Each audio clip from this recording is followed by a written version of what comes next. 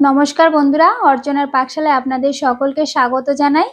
আজ আমি দোকানের মতো কিভাবে বাড়িতেই তৈরি করা যাবে প্লাম কেক বা ফ্রুট কেক তারই রেসিপি শেয়ার করব।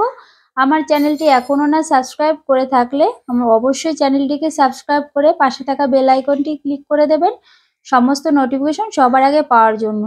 আর পুরো ভিডিওটি দেখার অনুরোধ রইল।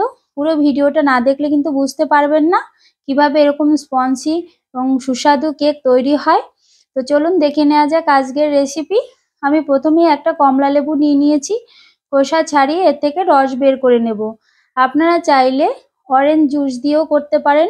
অরেঞ্জ জুসের মধ্যে আমি নিয়ে নিয়েছি টুটি ফুটি, মোরব্বা, এখানে নিয়েছি কাঠবাদাম, কাজু বাদাম, কিশমিশ কুচি আর চেরি কুচি।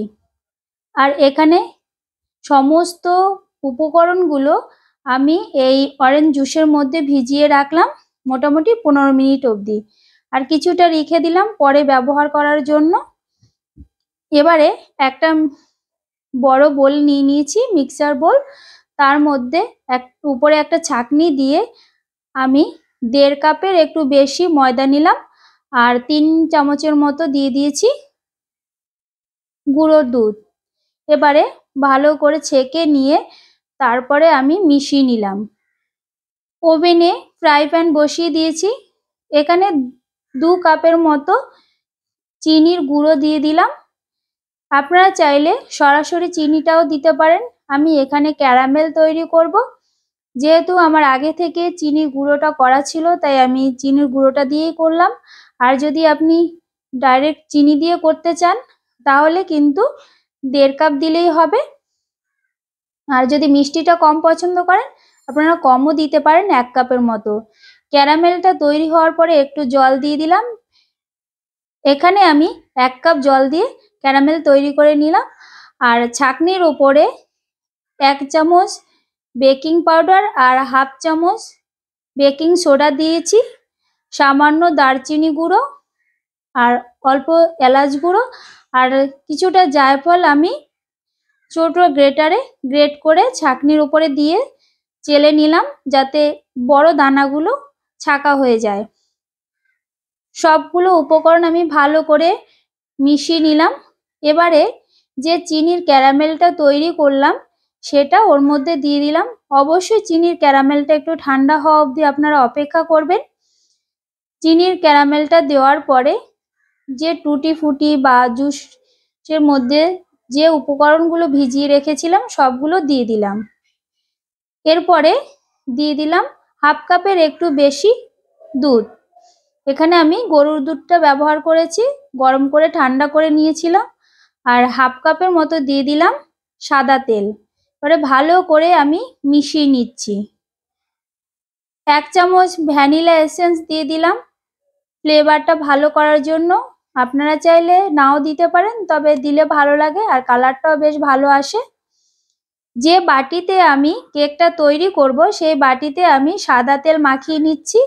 আর এখানে একটা কাগজ আমি সমান করে 4-5টা গোল করে কেটে নিয়েছি। আর চারপাশে আমি কাগজগুলো ওইভাবে কেটে নিয়েছি, দেখুন লম্বা করে, যাতে কেকটা ভালোভাবে বসে যায়। এবং তেলটা মাখিয়ে নিলাম যাতে ভালোভাবে তুলতেও পারি।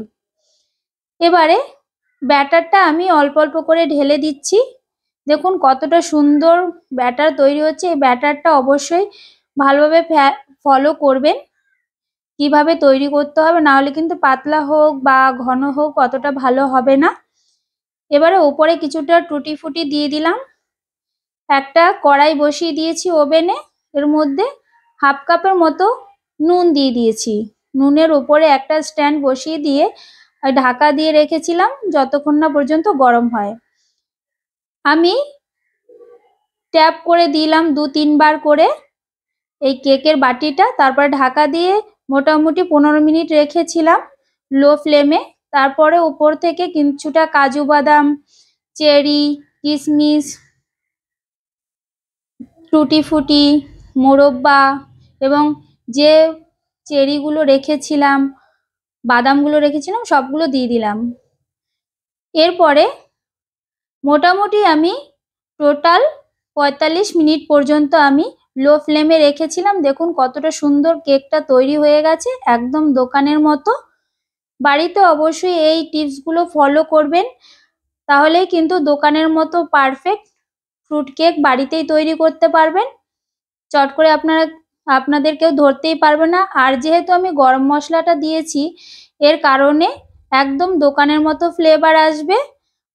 আর আপনারা অনেকেই হয়তো জানেন না যে এই গরম মশলাটা দেওয়া হয়, তো সেটাও দেওয়ার চেষ্টা করবেন। দেখুন কতটা সুন্দর হয়েছে, স্পঞ্জি এবং দেখতেও কিন্তু খুব সুন্দর। এবার আপনাদের কেটে দেখিয়ে দিচ্ছি।